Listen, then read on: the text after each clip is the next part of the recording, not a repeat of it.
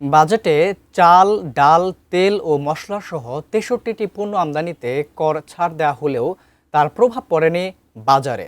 বরং খুচরা বাজারে প্রকারভেদে চালের দাম কেজিতে বেড়েছে ২ থেকে ৩ টাকা। বিশ্লেষকরা বলছেন, কর ছাড়ের এই সুবিধা ভোক্তা পর্যায়ে পৌঁছাতে আরও মাসখানেক সময় লাগবে। মাহাদি সেকেন্দারের রিপোর্ট। জীবনযাত্রার মানের উপর চাপ সৃষ্টি করে এইগুলো সবগুলো কমিয়ে দেওয়া হয়েছে। ৯% ঘরে থাকা মূল্যস্ফীতি ২০২৬-২৭ অর্থ বছরের বাজেটে কমিয়ে ৭.৫% নামানোর লক্ষ্যমাত্রা নির্ধারণ করা হয়েছে।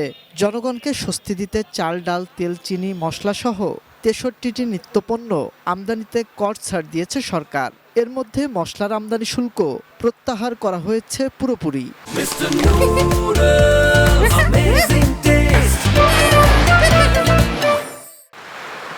তবে বাজেট পাশের সপ্তাহ পেরোলেও বাজারে তার প্রভাব পড়েনি। ডাল, তেল, সবজি, মশলা ও মাংসের দাম আছে আগের মতোই, বরং চাল ও ব্রয়লার মুরগির দাম বেড়েছে। চাল আগের মতোই আছে, কিন্তু দু একটা চালের দাম একটু বাড়তি আছে। দামের মধ্যে একটু ব্রয়লারটা একটু বেড়ে গেছে। ব্রয়লার আগে এক সপ্তাহ আগে বেচছি ১৭০-৮০, আর বর্তমানে বেচতেছি ৯০। আলু চলেছে আপনার ৩০ টাকা, পেঁয়াজ ৪৫ টাকা, আদা হয়েছে ১৬০, রসুন ১৬০, এটি আগের দামে আছে। জিরা, লবঙ্গ, দারুচিনির দাম কমার কথা কেতাবে আছে, বাজারে নয়। জিরার দাম বরং বেড়েছে কেজি প্রতি ২০ থেকে ৩০ টাকা। লবঙ্গ ১৫০০ টাকা, এলাচ একটু ভালো মানের ৫০০০ টাকা, নর্মাল আছে ৪৫০০ টাকা, আর দারচিনি ৫৫০ থেকে ৬০০ টাকা।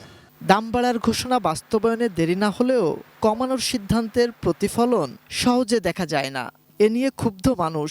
কমাবার আমি তো এফেক্ট নাই, অলমোস্ট সেমই আছে আমার কাছে মনে হয়। দোকানে আসলে বলে আগের মাল কেনা আছে, এটা শেষ হলে তারপর কমবে।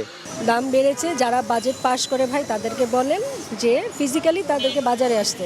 বিশ্লেষকরা বলছেন, আমদানি পণ্যের দাম কমার সুফল ভোক্তা পর্যায়ে পৌঁছাতে কিছুটা সময় লাগে। জুলাই মাসেই কিন্তু এই সমস্ত জিনিসের পলিসির প্রভাব পড়ার কথা, আর সেই সমস্ত প্রভাব যদি পড়ে হয়তো মাসখানেক, এই জুলাই মাসের হিসাবটা আসলে বোঝা যাবে যে প্রকৃতপক্ষে ভোক্তারা কতটুকু সুফল পেয়েছে।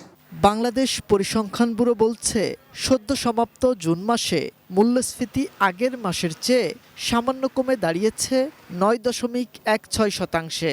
জুলাই মাসে এটি আরও কমবে বলে প্রত্যাশা করা হচ্ছে। জুলাই মাসে আরও মূল্যস্ফীতি কমার জন্য এটা একটা সহায়ক রোল হিসাবে থাকার কথা। মাহাদি সেকেন্দার, এটিএন নিউজ, ঢাকা।